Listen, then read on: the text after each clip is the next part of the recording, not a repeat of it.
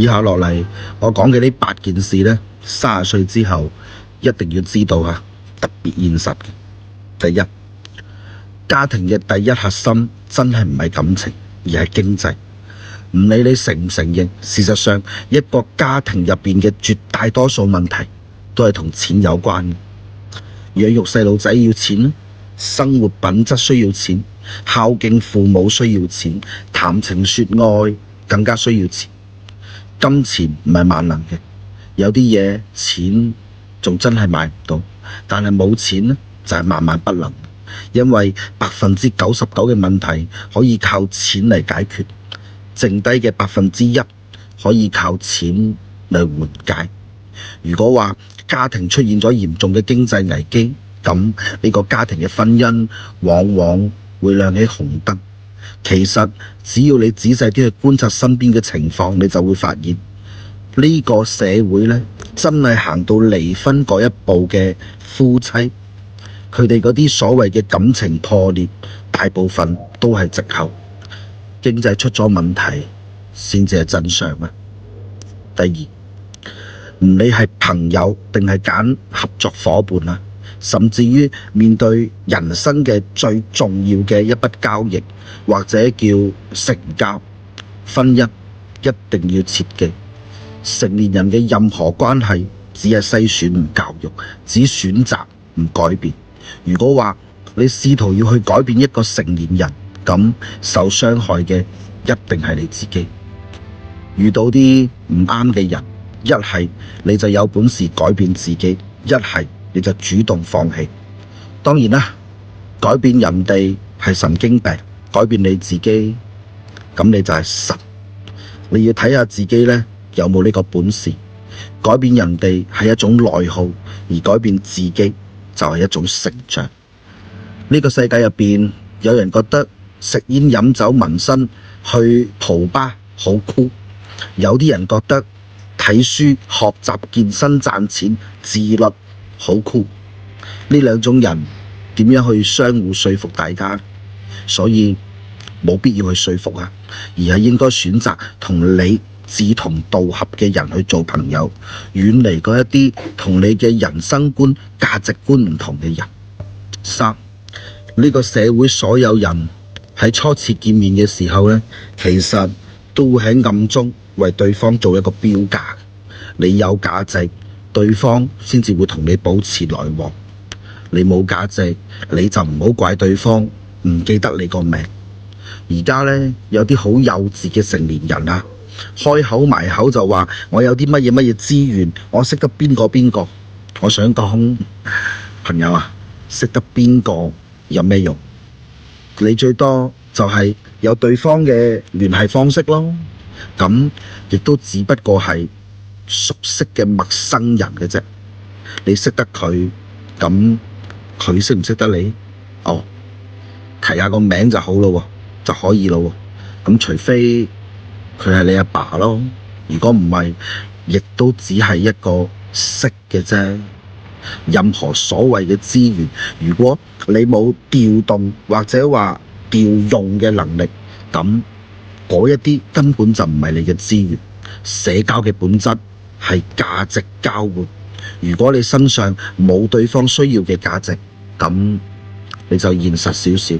喺對方眼入邊，同你產生嘅任何聯繫都叫做無效社交。第四，一個男人呢，如果話你冇賺錢嘅能力，咁你其他嘅能力再好，亦都冇咩大用啊！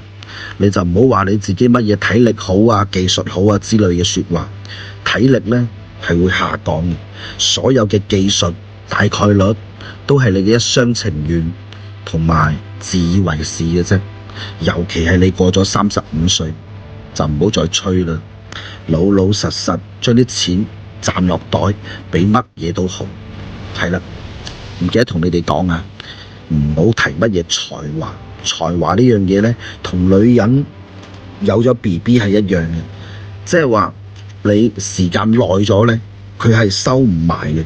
你如果係真係有，咁你大概率一早就生落嚟啦。咁如果你到而家仲未生，咁可能大概率只係你個肚脹氣嘅啫，唔好咁認真。你早啲理解呢件事仲未遲啊！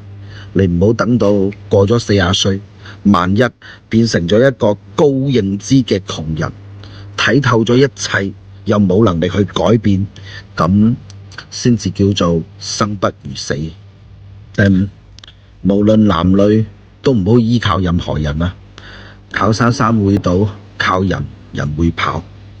就算係再恩愛嘅夫妻，喺離開呢個世界嘅嗰一日，都會有個先後順序。所以依賴任何人，始終都係得個吉。呢個世界除咗你自己，邊個都靠唔住。人生喺有啲路呢，注定要你自己行；有啲苦，注定要你自己去孭啊！每個人都有自己嘅傷痛同埋酸甜苦辣，你嘅背包入邊呢，都裝滿咗經歷同埋成長。喺呢個世界上面冇唔大傷嘅人，我哋需要做到嘅係自我修復同埋自我救贖。生命係個時時刻刻充滿咗唔確定性同埋充滿咗挑戰嘅過程，萬般滋味都係生活嘅唔同展現。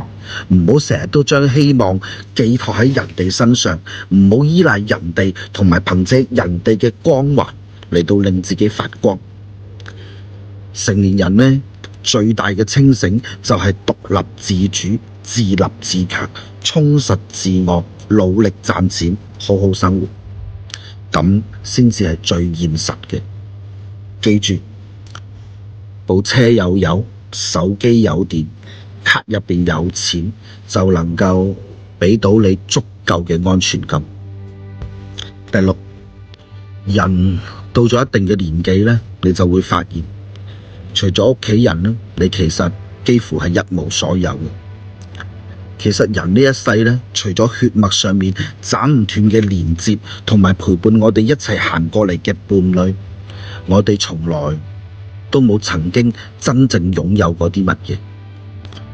喺人海當中認識嘅人呢，最終都會消失喺人海。從社會上面賺翻嚟嘅錢，最終都會回流翻去社會。你曾經珍視嘅物件，好中意嘅寶貝，到咗嗰一日，既帶唔走，亦都留唔低。所以清醒啲啊！從一開始就唔好試圖去擁有啲乜嘢。呢個世界嘅一切，你要抱住借嚟睇一睇、用一用嘅態度，咁你就會即刻釋然。第七，唔好錯將平台當成本事，更加唔好錯將運氣當成你嘅實力。呢個世界上呢，大多數人其實都係會高估自己嘅能力，而低估咗平台嘅作用。成日以為自己係一嚿金，去到邊都會發光，但事實上我哋都只係個燈泡嚟嘅啫。有咗電咧，我哋先至會有發光發熱嘅機會。如果斷咗電，其實你就係一個玻璃球。同樣嘅一條嗰啲禾稈草啊，捆落去白菜就係白菜價。如果你綁住大閘蟹，就係大閘蟹嘅價。冇錯，呢句說話呢，我尤其要講俾好多體制內嘅朋友聽啊！千祈唔好上頭，喐下就話要裸辭出嚟創業。如果你真係到咗呢個驚濤駭浪嘅商海，你係漁夫定係魚？咁啊，真係唔一定。第八，最後一條啊，亦都係最重要嘅一條。關於所謂嘅人物係用嚟錦上添花嘅，唔係用嚟雪中送炭。我做生意咁多年，乜嘢情況大致都見過晒嘅。我可以非常之負責任咁同你講，如果你喺人生嘅至暗時刻發現冇咩朋友可以幫得到你手，咁請你唔好難過，因為大家都係一樣。曾經有幾多人喺你掂嘅時候去追捧你，就會有幾多人喺你唔掂嘅時候踩你。記住最後呢句説話，大多數時候我哋以為世界欺騙咗我哋，其實係我哋自己睇錯咗呢個世界。我係大潘，多謝咁多位自己友嘅支持啊！